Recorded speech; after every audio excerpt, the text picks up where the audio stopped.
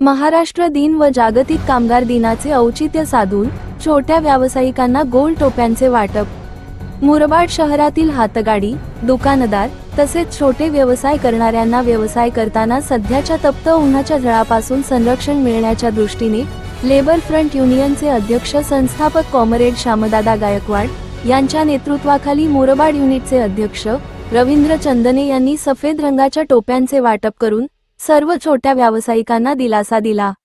संबंधित कार्यक्रम प्रसंगी मुरबाड नगरपंचायतीचे मुख्याधिकारी मनोज मसे, अतिक्रमण विभागाचे पवार, नगरसेवक विनोद नार्वेकर, नगरसेवक अक्षय रोठे, निखिल अहिरे, किशोर गायकवाड, पत्रकार जयदीप पढाईगे सह शेकडो छोटे व्यावसायिक उपस्थित होते।